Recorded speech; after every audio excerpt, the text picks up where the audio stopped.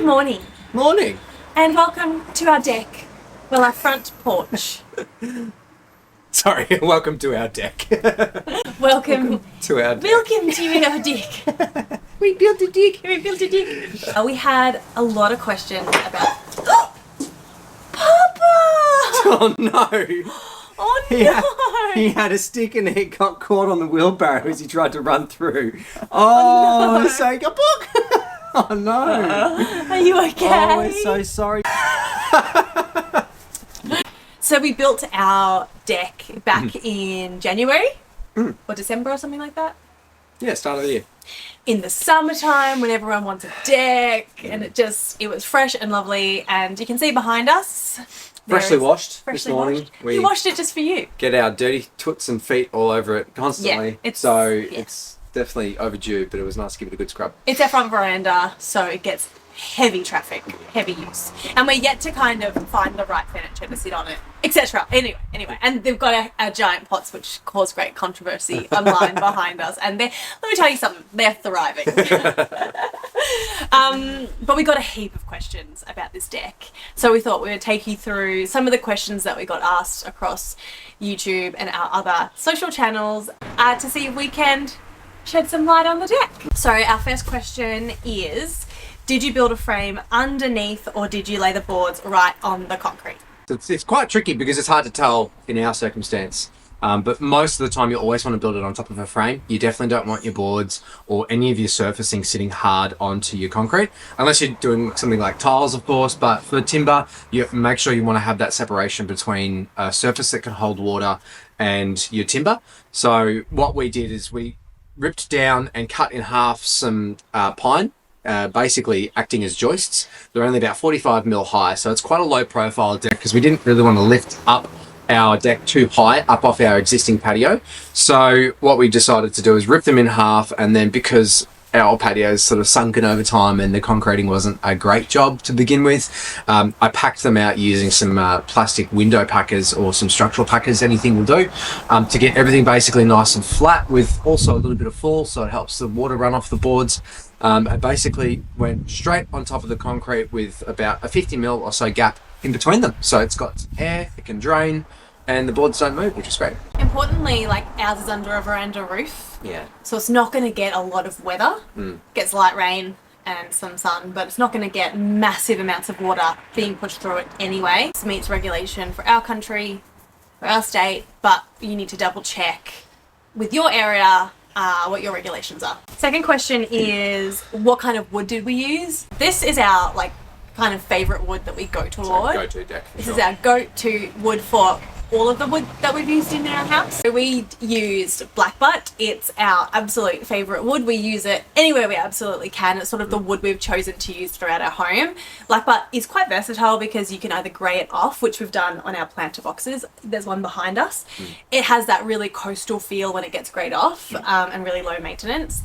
Or you can seal it, which is what we did on the deck. I'll move so you can see it again. We sealed it with a Cabot's butt. What's it called? Cabot's butt. So we sealed ours with Cabot's natural oil.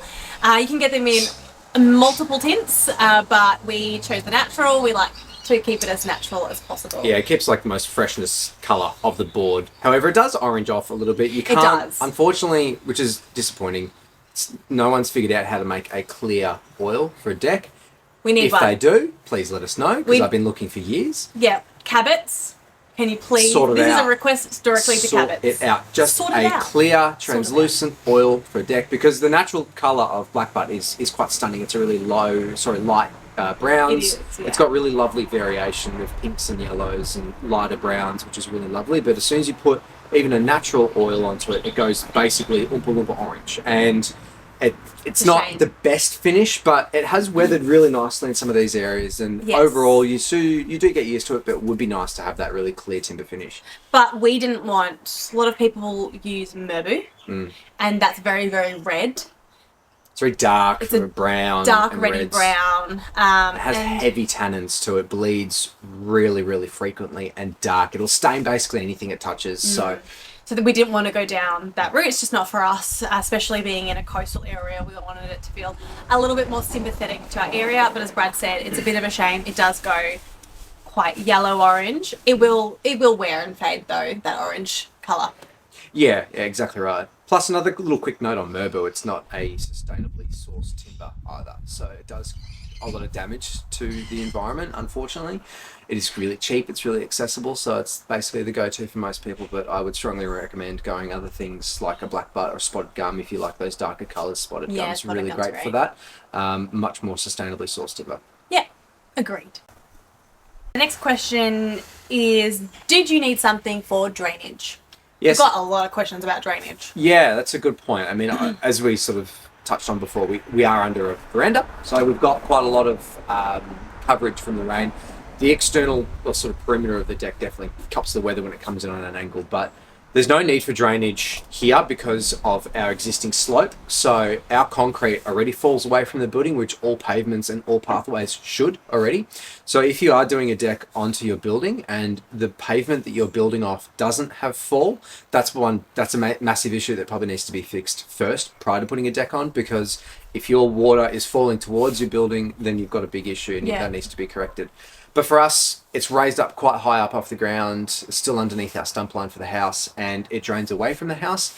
So basically, all we needed to do was pack up with our joists, so that of course we could screw our boards into the timbers, and leave a good 5-6 mil gap in between all the hardwood boards. So if any water does hit the boards, it rolls off the board onto the slab, and if it gets heavy rain, it all just runs away. Excellent. What was wrong with the concrete? Why did you do that? Well, what wasn't wrong with the concrete? I mean, look, I think there's... the concrete was chipped, stained on an angle. It was painted. They'd done like a paint sealer on the concrete, so it was starting to wear off. And it actually had gouges in it. But ultimately, functionally, nothing.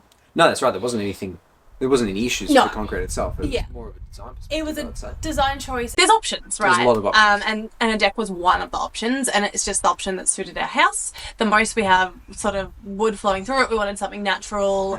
It's pretty quick and easy to put together. It took me a weekend. Yeah, so it ticked a lot of boxes, and I think it immediately upgraded the feel and look of a front porch. But again, that's your choice entirely. Yeah. Like, there's lots of different options, and that's kind of down to what you'd prefer. Yeah, we definitely could have, in an existing slab, we could have ground it all down so and got that exposed aggregate finish and then clear sealed something externally rated for that pavement, and it would have looked really nice. But I think the angle that we wanted to go for here was just a nice warming entry. Like, it's nice to enter a home that's got a nice warm timber finish before you get in, and it sort of helps blend in this deck to our front porch area, which is like this nice garden which is coming together now. So yeah, I think it was a good choice. And we've never had a front porch before, and it feels really nice to have kind of that classic Australian decking front veranda. Just need a straw of grass and a rocking chair. Exactly. Because we've got the tin roof. We've got the front porch. Exactly. One person said, what were you doing with the PV strip pipes? So we don't have any PV strip pipes. Not too sure what this person was talking about. What they meant was you had a very thin piece of plastic and you were cutting it, pushing it in.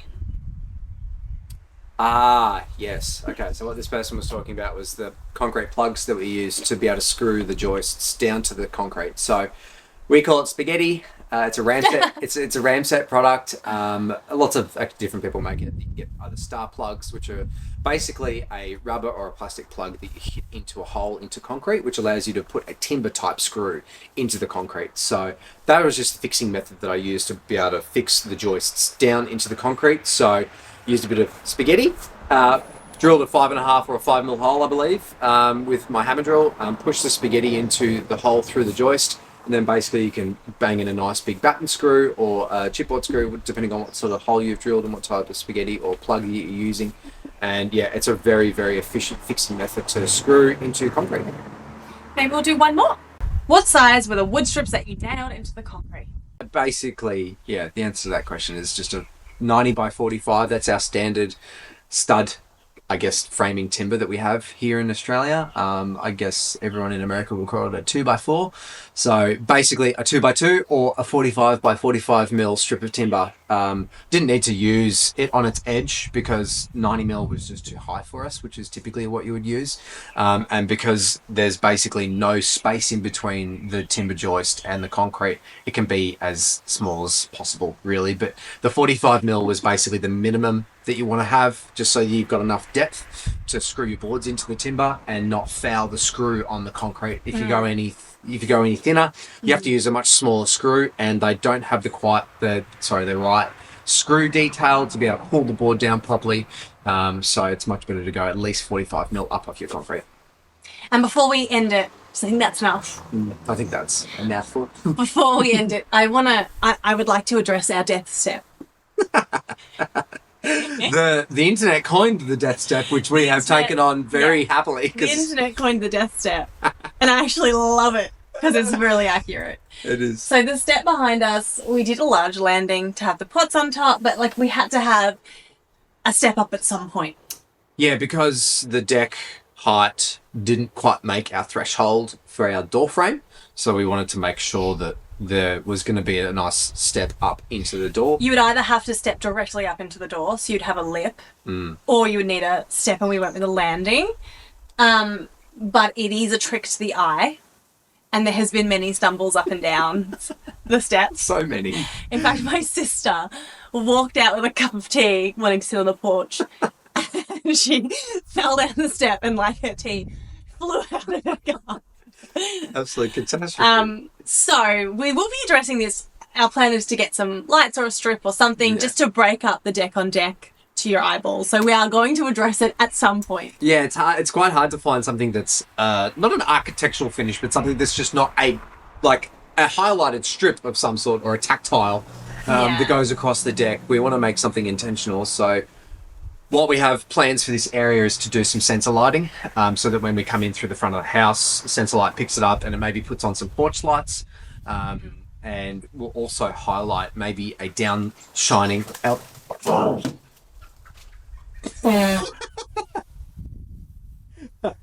God tries on the job keeping the birds away from the cats. Trying to get a nice down lit LED strip that helps shine out and just highlight that there is a transition there, so that when you can see it when you're walking down and up, and avoid people from tripping over our. I mean, it's hilarious. No one's gotten hurt. I want to put that out there. No one has gotten hurt, but it is so funny. Like at the moment, every time someone walks out, watch the step. They trip over while saying, "Watch the step." Look, it's not their fault. It's not their fault. But it is. Oh no, we take full responsibility. It is quite funny to watch. But yes, I think we'll leave it there. So, thank you for watching. We thought it was just such a good opportunity because we've had so many questions coming in about the deck and about the step. Yeah. So, yeah. And if there's anything else, please, we love the interaction, we love the comments, we like people asking questions, and we like being able to answer them for you. Amazing. Well, thank you for joining us, and please do like and subscribe to our channel. It's growing and we feel very proud and excited by that. Turn on the little bell and then you'll get the notifications to have more fun chats with us. Sounds good. See you later.